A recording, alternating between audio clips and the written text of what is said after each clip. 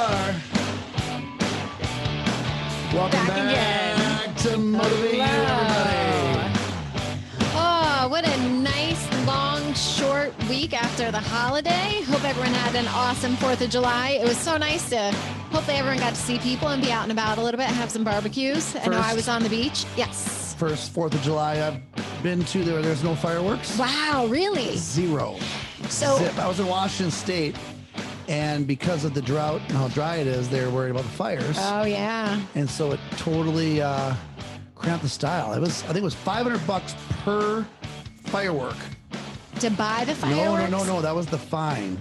If you got caught with the fireworks, because there's been so many fires out there, they don't want to play that game. So they said no fireworks. Ours was a complete opposite. We were on the west coast of Florida, and they can still light fireworks off on the beach, which everyone cleaned up. So I was very happy for that, but it was awesome. The guys next to us, I think they said they spent $5,000 on fireworks, and they were probably 10 feet from us, which isn't the safest thing, but the show was amazing. I'll take it all day long. It was so much fun. Wow. You're lucky you're alive. I know. A few of them went a little sideways, and we were like, maybe we should back up. But why would we do that? I think it's always great to have abundance amounts of alcohol and start stuff on fire. No, there actually wasn't that much alcohol. That much? No. Okay. Well, that's good. No, I mean, everyone's got kids, and, we were there all day. It was contained. Okay. Well, we're responsible. Yes. Always. Right. Incredibly responsible. Mm-hmm. I will not believe on that note. I don't believe a thing, but I was on vacation. I'm back. I'm happy to be back, and I'm back until my next vacation because I'm going to enjoy some time with my kids and stuff this summer with my wife, family, the whole deal. It's going to be good stuff. We got one more vacation, and then kind of goes back to normal craziness. So, a couple of things I want to talk about today. What do you want to talk about? I know what I want to talk about. I've been running into a lot, and we kind of chit-chatted about this earlier, is not that financial planning has changed, but maybe what people believe it is, as far as the clients or the prospects. What exactly are they looking for nowadays? And especially since last year, how much of it has changed, and there's a real sense of urgency for individuals to really take responsibility for their own financial planning, and then being able to find that person who understands them and can help them with all of it too. So a lot of questions, people searching for answers. And then you as the advisor, are you out there offering these solutions to people? No, I think that's pretty valid. I mean, when you look at the change that we've seen, not just for the clients, but for the actual business itself, it's all evolving. I mean, it's just a constant change. And I think the big idea to have people understand at this point, and what we try to get across, is that what your clients think they know about financial planning is completely wrong. Right. More than likely. And there's been a major shift between the risk of the risk of the employer and that shift to the risk of the employee. Well, the responsibility of the employee for themselves now, which brings out the risk. I mean, and we're not seeing pensions anymore. I mean, only 58% of Americans right now are actively saving for their retirement. 58%. Only 36% of Americans strongly agree that they know how much money they're going to need. Right. That's 64% then, theoretically, don't know how much they're going to need, or don't think that they have a pretty good grip on this whole thing. So when you look at that, that's a pretty scary number when you know that we've just tipped the teeter-totter to the fact that the majority of Americans now no longer have a pension to count on. That's a pretty high number, 64% of people not feeling totally confident within their retirement. Right. And then if you look at it, there's a direct correlation. The 36% that strongly agree that they know what they need, 40% of Americans spend time working on their retirement plan. Only 40%, when everybody knows they're going to need something. I was reading something, and it was guesstimating the average person would be needing 1.9 million in retirement. Okay. To, kind of live comfortably how they want to. And then if they choose to pass money on to heirs. What's living comfortably to you, though? I think, I can say for me personally, but every individual is going to have their own desired lifestyle. That's exactly it. You and I had lunch with a colleague today, and we talked to that colleague about different ways that we could spend money. If you were saying, if I have the most amount of money in the entire world, I still wouldn't go out and buy this crazy huge home. No, I never would. What's important to you and what's comfortable for you might be completely different for someone else. Yeah. But when we look at the fact that the majority of the Americans right now, and this is a big thing that's shifted for you, the advisor, to really pay attention to, the majority of the American people right now are learning about retirement through word of mouth. Social media, their next door neighbor. Yeah. I mean, look at how much has changed. Having dinner with their friends. Well, you look at the news, you look at everything that people, I was out with my wife's grandmother. She's 89 years old. And she said, when we had the radio, that's all we had. She goes, we didn't know what was happening in Florida from Washington. We didn't know what was happening 2 or 3 cities away sometimes. She's like, it was just a different thing. And now if something happens in, Minnesota or Texas or any place out there, boom, everyone in the world knows within seconds. Well, and they know, and is it skewed by an opinion as well? They might know, but what side of the story are they knowing or hearing? So that's one thing Are you trying to say that everything on the internet's not true? Well, shocking. It's incredibly reliable. Yeah. You know what I said to my husband yesterday? So it was just kind of one of those silly things that hit me. I said, have you ever picked up your phone and talked to Siri or talked to Google and asked a question that you did not get an answer to, or find multiple sites or information on that question? I never have. Anytime I've looked up anything, I find, you might have to search a little bit, but you always find an answer for it. And I was saying, that's how much information and knowledge is on the internet. And he said, yeah, but how much of it is actually true? Boom. I said, that is the kicker. That's the key But component. yeah, I mean, you can ask anything online, even if it's the most random question, and you're going to find something on it. Well, as a kid, I grew up having to look at the Funkin' Wagnalls. What are Funkin' Wagnalls? Funkin' Wagnalls were that could sound really really good. They were encyclopedias that we had. We just had Encyclopedia Britannica. Yeah, you lived the high life. I think they came free from the grocery store. That's where ours came from. The Funkin' Hey man, Wagnalls. Mom was on a budget. Mom and Dad did it right. That's true. It was a Funkin' Wagnalls, and they went out of print. Eventually you'd have to have all new stuff because life changed so quickly. Right. But at least you felt like you knew the truth, right? Mm-hmm. Now it's kind of crazy. So think about trying to be a client right now. Then if you're a financial advisor, think about how much your clients are being bombarded with information, good and bad and different. And when you realize that 60% of all Americans right now, 60% are losing sleep over their retirement. That's the statistic. Mm-hmm. It's a very high number. And there's a lot of people looking for our help. But we also have to change the way that advisors, we are approaching this conversation now, because it's no longer my grandfather's retirement, right? It's no longer the retirement where my grandfather says, hey, I need 4 years of retirement because my life expectancy is 65 or 70. I've got Social Security, I've got pension. I just need a little extra for fun, bait and tackle. Mm-hmm. We're seeing that the 3-legged stool has now become a 2-legged stool of only having Social Security and investments. And some people don't have enough. In fact, only 35% of women, not almost, it's 35% of women right now have $0 in retirement savings. Yeah. Zero. Compare that to 15% of men and tell me that we don't have a problem. I mean, this is a big deal. So for you financial advisors listening to this right now, you have got to realize that the rules of money have changed. And the way that you're going to present this to your clients and the way that you go out there now is through the basis of education. Wouldn't you agree? Oh yeah, 100%. People, and I always tell the advisors this, especially when we're talking about marketing and social media, but I think it almost applies to everything, is people nowadays are really only looking for 2 things. They want to be educated and informed, or they just want to be entertained.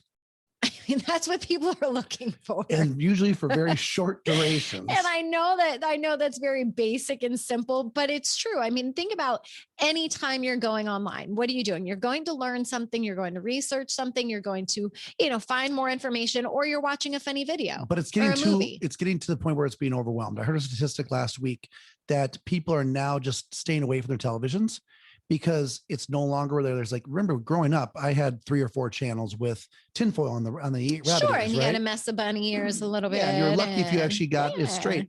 Remotes had 4 buttons. Remotes. We didn't have remotes. I was the remote. Yeah. You was the remote. You was a remote. I was the remote. But no, but there was actually a statistic saying that people are just so freakishly overwhelmed. Mm-hmm.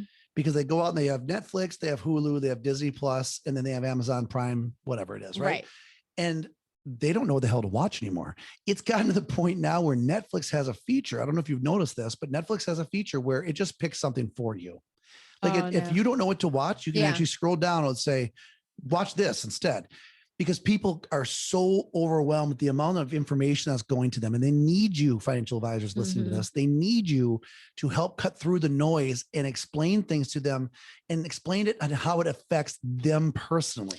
Yeah. Because that's the other problem with, you and your husband were talking about the amount of information out there, but none of that information actually pertains to that individual by themselves in their specific situation. Yeah. And so that's where it's really hard for them to get the answers right now, because, I've never had a client walk into my office after they lost a loved one and said, "Hey, Mike, I lost, my husband. How did the market end up yesterday?" That's not the conversation. Right. The conversation is, I lost him. Am I going to be okay? Or they don't come in and say, "Hey, you did a financial plan for, Sally and Joe. She's $20,000 in the bank account, but I want the exact same plan as her." Right. That wouldn't make sense. It's not going to apply to their life. It's not accomplishing their goals.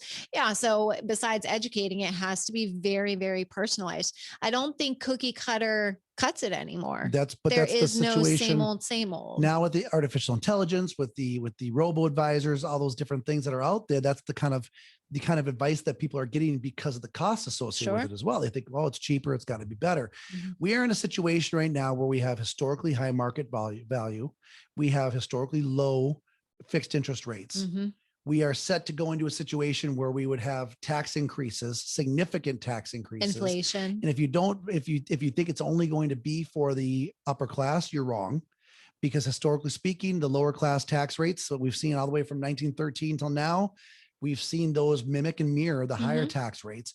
We are in a situation to where there are big changes coming, in addition to the fact that the retirement landscape has changed on its own. Right. I mean, it's just evolved differently. So we want to go out there and talk about 3 myths. And we talk about these 3 myths of financial planning with our clients all the time. I wanted to bring it to you, though, as well, financial advisors out there listening. So you have the ability to kind of go in and have conversations with your clients about this, because the main 3 myths, and I think you'll agree with me on this. Number 1 would be that financial planners are all the same. Oh yeah, most definitely. We hear that all the time. And we've talked about this on these podcasts, where if someone's coming to see you, more than likely they've been to 5, 6, sometimes even 7 different advisors, and they're looking for something different, but you are already in their mind exactly the same. Yeah. So how are you going to help yourself stand out and really provide that value and show them why they need to work with you? I've already got a financial plan. Yep. Right. So that's the second myth. I'm already set. I've already done the work. I'm done. Well, they're wrong. More than likely, nothing's perfect, and more than likely, nothing's totally broken. But what we know is that it's always evolving. Yeah. So the common thing that I say to my clients is that we want a financial plan that's going to be structured enough for you to feel consistent and confident within your plan, but it also needs to be flexible enough that when our economy, our environment, our world around us throws us curveballs, or their personal life changes, we all know, nothing's perfect, nothing stays status quo. Something's always going to change. Want to be able to hit that ball out of the park when that curveball comes up. So, number 1, again, financial planners are all the same. We don't believe that. We don't believe that just because you have a financial plan that you did 5 or 10 years ago, that it's still going to be what you want it to be right now. Or the best thing for you. Yeah. And so the third one would be, I'm already retired. I can't make changes. I've already done it. I'm stuck. Right. That's no longer the same situation, which is good. Right. Yeah. I mean, see that as a positive, that, there are certain ways and it all goes back to the same. If they had their plan 10 years ago, so much has changed. Can they be in a better position right now? And an advisor who looks at everything together, checking out their investments, looking at their life insurance, their guaranteed income streams, everything that they have, is there a better rate? Is there less fees? Can we get them more safety and security at it? Those are the things that they want to look to have changes for. Yep. And now to throw another area in here where this has changed, the governmental aspect of this has changed. The regulatory aspect has changed. If you haven't noticed by now, call us. We'll tell you all about it. The government is starting to really push towards the fiduciary word. So much to the point that clients are now coming into people's offices with that word on their mind. Are you a fiduciary? Are you doing what's in my best interest? That's what the direction is going. Why? Because the risk is so much higher for the client, right? So the thing is, though, is that, when you look at this, it's still, even if you're a fiduciary, it also comes down to philosophy, right? So when you look at saying all financial planners are the same, we just believe that this is just not the case. Your job, though, as a financial advisor that's listening to this show right now, Your job is to make sure that you're able to reiterate to your clients why that's not the case. Yep. Because if you're doing the same damn thing that everyone else is doing, then you are going to be coined and you are going to be put into that same box. Mhm. And more than likely, you're not going to grow the way that you want to grow if you're exactly the same, because they've been through it. They're Right? looking, yeah, we said it before. They're looking for something different. They need something different. Fool me once, shame on you. Fool me twice, shame on me. Fool me 3 times, knock it the hell off. Right? Did you throw that third part in? No, a friend of mine, his name is Andy Ritchie. He used to be a comedian. He passed away a few years ago, but he used to always say that he was just a funny guy. But, when you look at getting advice, obviously we understand that if you're an insurance only agent, you're limited to what you're looking at. We understand that if you're a broker, you might be limited to what you're able to bring to the table. If you're a registered investment advisor, same type of scenario. I mean, take Ken Fisher, man. He believes that the only way to make things work is by utilizing his portfolios. He doesn't believe in things like annuities. Mhm. In fact, his whole marketing program is based upon slamming annuities, even though I've never come across a client that hated their pension. Right. But when you look at that, understand that there's those 3 different things. And that's what's overwhelming for clients. The clients don't understand that, they could be working with an insurance only agent that's not able to give them the advice that they're looking for from the security side. Mhm. And if they don't have the conduit or a partner to be able to work with them on that, the client's missing that holistic aspect. Or understand how much they really affect each other, that you need to be looking at your insurance, your investment. And even if they're just going in, so say they're just looking for life insurance, which is fine. Do they understand that they're working with an independent or a captive agent as well? Now, I would never slam someone for one or the other, but they have to have the working knowledge. What is available to that agent? Mhm. Do they have limited products available that might suit their needs? But is it really the best thing for them? Yeah. So to kind of get to the point of where Cass is going with this, I think is being a consultant is much more powerful than being a salesperson. Yes. Right. So that's part of what the wealthy know, and part of what strategic, strong business owners know is you need to create a plan and you need to work the hell out of that plan, whether that be for the retirement plan for your clients or even your business. If you're listening right now, know the plan, work the hell out of that plan. But what we teach people is how utilizing that plan, that system, and having the data behind it allows people to really transform what's going on with their financial world from a place of uncertainty to a place of feeling very confident moving forward. And the way that we do that is through the 8 elements of financial control. Yeah, and we do. So our advisors have the ability to look at the insurance side, the investment side, and then they'll always take taxes into consideration. And I agree, they are looking for that now, and they are getting smarter because they do have to take responsibility for it. So sometimes we've had clients come in that talk to advisors. No, never, but I would never say that. You just did. It's recorded. But we've talked to people and they come in and they're asking about the 222. And they're saying, hey, the bonus is this, or, oh, there's fees on this one, but there's not on this one. Sophistication level is definitely different. It's definitely changing. And I think, the advisors, we all have to realize that too, that if the people are educating themselves, they're looking for something different. So you need to kind of step up to it. Well, and you got to show them how they all interact with each other. So, I focus on income optimization. I look at emergency building, revenue replacer, the asset builder, legacy enhancement. We utilize a system, the 8 elements, which is such a powerful way because it keeps us on track, but it also shows the clients something different than they'd never seen before. And I'm telling you, folks, I've been doing this, using the system now for over 10 years, and it is an absolute game changer because it's very, very crystal clear what's working, what's not. And it's educational, which we kind of keep going back to. Educate your it's clients, not educate your salesy. clients. It's a consultative approach, but it also separates us from everybody else because of the fact that we are not doing exactly what everyone else is doing. If you don't want to be coined as the same, then you need to do some things that are not the same. Yeah. So, that's a big deal when you're looking at the financial planning landscape. Is if you want to be different, make yourself different. Right? Explain to people what's going on. One of the calculators that we just built in within our own system is an annuity analysis to be able to tell people how much money you're making versus the insurance carrier. Right. And really educate the client. Because once the client finds out that just maybe the insurance carrier made more money than you did, then you got to ask yourself, whose retirement are you funding? These are all part of those educational components that we try to bring to the table to help our clients get to the next level within their retirement. Well, and that goes back to myth number 3 that I already have, But I'm we're only already number 2. retired. No, but we said 3. I already retired. I have a plan. But we're not there yet. Oh, am I skipping? You skipped 2. I was so No, excited. myth number No, 2 you said is 3. no, I didn't. I already did that, but we're on myth number 2 as far as the conversation is concerned. So I was actually right on point with that. Just said myth number 3, but it's actually myth number 2. But it is the right myth. When are you going on vacation again? You also called everyone stupid today. I would Just never. for the record, it's I said people were smarter. which insinuates that they weren't smart at some point. That's not true. It's exactly what you said. I'm going to mute myself for a little bit, guys. Myth number 2, Cassie. Cassie's nice to people. I'm teasing. Only we you. all know. All right. So myth number 2 is I already have a financial plan. Well, let's find out. Mm-hmm. How's Right? it working? Right? I mean, is it working? You know, when you take your car in to have it serviced, oftentimes they hook it up and they say, yeah, everything checks out, or hey, you might have an inefficiency here. You may have an issue here. I just put an offer on a boat today. So one thing I'm always going to do is check the compression, right? It's a great motor.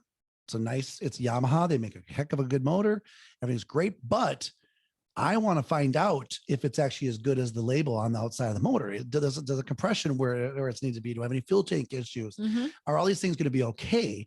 So you may have done a financial plan and you may have set up a damn good plan 5-10 years ago, but does it still hold up with what we're currently going through? And will it still get you to where you want to go? Right.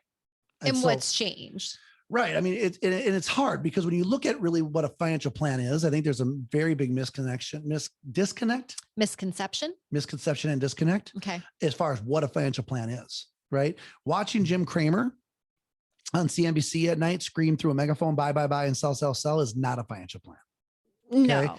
He doesn't know you. Right. He's speaking to thousands, if not hundreds of thousands of people, and then protects his advice by utilizing like a disclaimer. A little disclosure they can't really see, or they talk really, really fast. Yeah. This is not advice. Don't actually do this, but right. but listen to this. And so I see people all the time. Jim Cramer doesn't know if you're married, right? Jim Cramer doesn't know if you're divorced. He doesn't know if you're happily married. He doesn't know what your tax bracket is. If you have kids. Are you retired? Do you have a pension? Right. Are your kids special needs? Is your home free and clear? Or do you have any cars? Do you have any medical issues? Right. Jim Cramer doesn't know any of that stuff. He's basically putting on television. He's putting on a good show. It's a show, right? Not taking anything away from his time period as a hedge fund manager, but let's be realistic. He's not giving personalized advice. The second one, the robo-advisor. I mean, you and I have shown this to several different people. Go to a website for yourself advisors. Again, if you want to be different, know what your competition is. Right now, your competition is actually AI, right? It is, most definitely. And it's not good. It's not good for it's not good for the advisor or the consumer. I don't think. I'm sure there's some that, it applies to an individual, but someone who's really looking at a lot of different moving targets and factors in their retirement. We looked at one a while ago and it was 8 questions. I think we looked at it a few months ago and they had gotten better. I think it was 12 questions. Yeah, 50% better. They were kind of increasing upon it. Yeah, but it was not individual personal questions that need to be asked and need to be answered for you to have a real solid plan. It was basically just to build out an allocation deal. It didn't look into, it didn't take any maybe a little bit of a risk analysis. Yeah. It didn't take any consideration into any type of taxes, any type of, overall income, nothing like that. And then, the third one is filtering out that noise, because when you hear people like Ken Fisher, who is technically a fiduciary, and this might tick off some people, but when you come out and you tell me that you're a fiduciary, but you hate a product that has created so much consistency for people as an annuity, when that's what pensions are all based upon. When you come out and you do that just for the marketing ploy of it, I think that there's an issue there, because you may not be looking at everything from a holistic aspect. When you are so dead set on selling one thing, which in his world is securities, is that really being a fiduciary? Or you just being a salesperson? Right. If you're not looking at these things in their entirety, that's not a financial plan. That's just someone trying to manage those assets that may really not know anything about you and your family. Yeah. And I mean, and then is it based off of a bias? And an annuity might not be right for this person 100%. Maybe life insurance isn't best. Maybe investments isn't best. Everybody has different scenarios and different goals. So you can never say, yes, everyone has to have an annuity. That's as irresponsible as saying no one should have one. Sure. So I think we keep kind of going back to it. You have to have that personal detail, that personal attention for your clients. Well, and that comes down to the variables, right? Mhm. So when I look at variables within your life, I mean, are you married? Are you happily married? Are you healthy? Right? Do you have any kids? Are there any kids special needs? How about your grandchildren? Right? We just had a Mhm. client that lost their granddaughter. Yeah. What is your effective tax bracket? What's your real tax that you're paying? Do you have any particular risk threshold? Right? And how does your health affect that? Mhm. Right? These things all start working together. Do you have any type of diversification with regards to taxation? Right. I mean, most people look at qualified and non-qualified. Mhm. Yeah. They that's never all look at really. tax-free. What worries you the most about the future? Let's find that out. What excites you the most? Are you looking to leave money to grandchildren? Do you want to Mhm. fund college? I mean, there are so many different variables that go into a plan. Granted, you want to make sure you're taking care of yourself first, which is exactly what the 8 elements of financial control does. But what can also show you is if these things are important to you, how to structure that.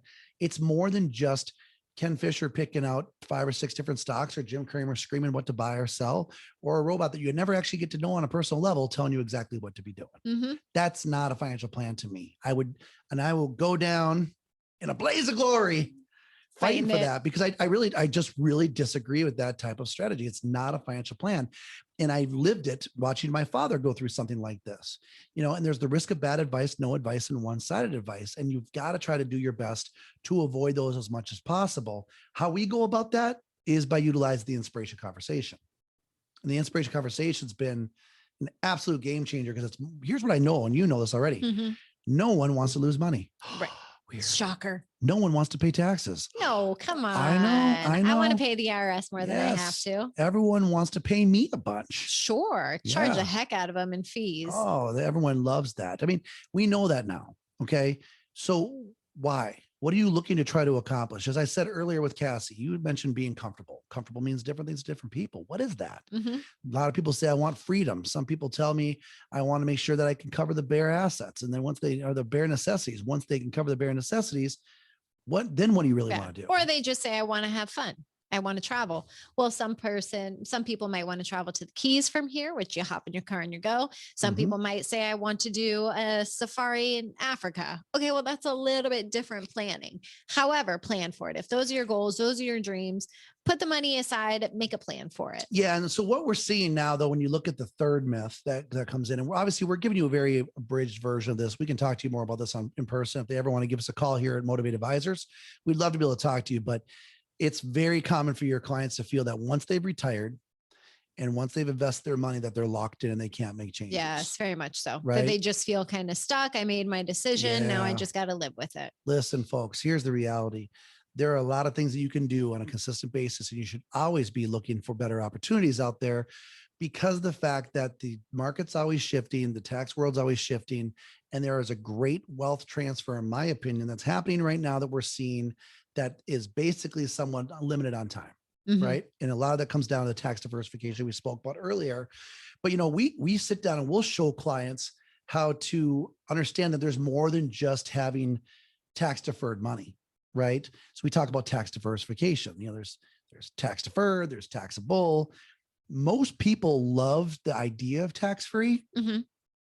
It's a very small amount of people that actually enjoy it. Agreed? Yeah, that actually know how to take advantage of it too. Yep.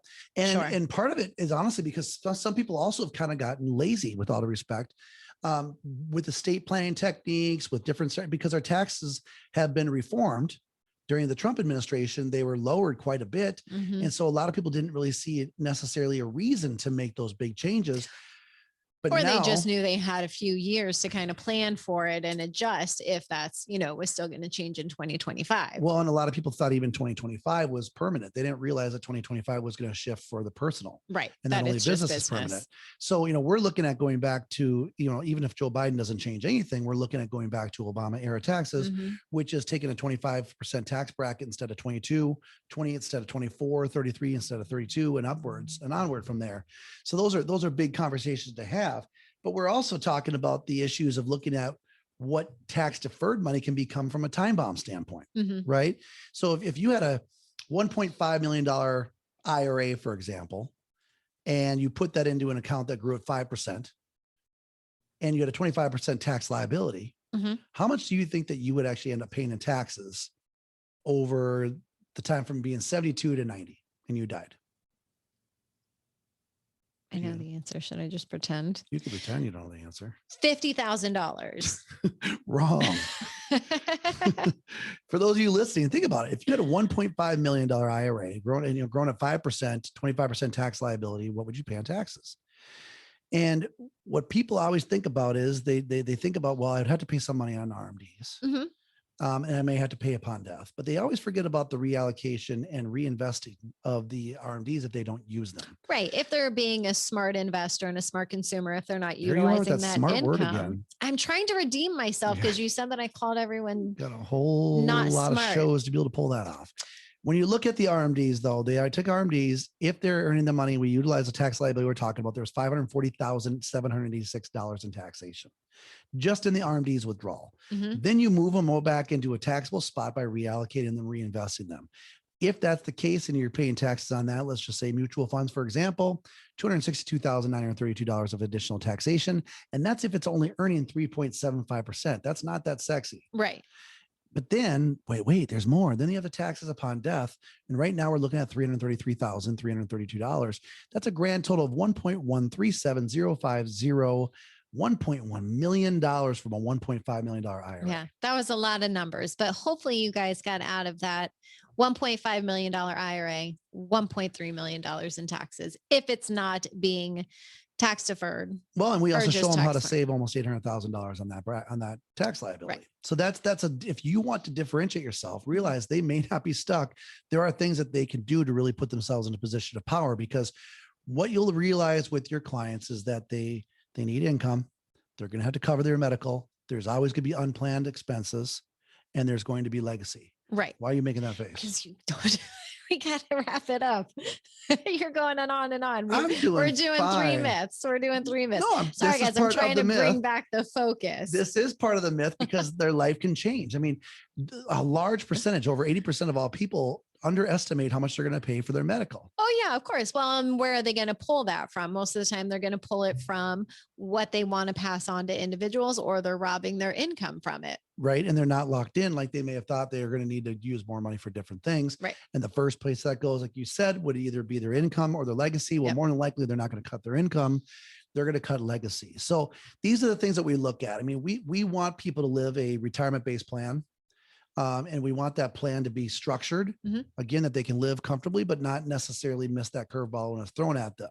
We want them to save money on taxes. We want them to stop having the doubts of their current retirement plan, but we want to communicate like crazy with them, knowing that we are aware of what's happening in the world today. We are aware that 60% of them are worried about their money, and we can come in and make something directly for them and help them. Yeah. I think that's the important thing, is to be able to have the solution to the personal problem, individual problem. Someone wants to come into your office and know that they are heard, they're understood, and that you can help them. I think if you can, focus on those 3 things, that's where it's really going to make you successful and stand out as an individual. It's showing that you care, it's providing the education and knowledge, and really helping them. And that's the process that we use. If you don't have a process like that and you're looking for something like that, call us. We'd be more than happy to help you. We'd be more than happy to kind of talk you through it.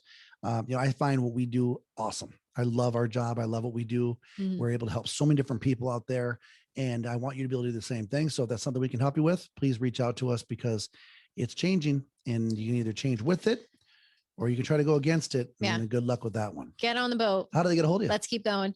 Give me a shout, guys. 772-247-4488. You can always email me. It's Cassie, Cassie at motiv8advisors.com. But yeah. Do you want to do any disclaimers and apologize for calling people? Do I have to say really, really fast, like the Micro Machine Man? I really didn't call anyone stupid. I apologize if anyone was offended by that. Don't call me if you're upset. Thanks, guys. That's actually pretty good. I'm not gonna lie. Right? I'm actually kind of impressed. I like it. But yeah, everyone, thank you so much for joining us. This has been Motiv8 U, brought to you by Motiv8 Advisors, Motiv8 Investments. Feel free to go to either one of our websites at motiv8advisors.com, motiv8investments.com. You're doing a little Micro Machine. I was trying to compete. I'm trying. Or give us a call at 8777-MOTIVATE. We hope you have a great week. Get out there, guys. Help Go your help clients everybody. change the world. Let's do it. Woo! Take care, everyone. We'll talk Have to you a good soon. weekend. Bye-bye now.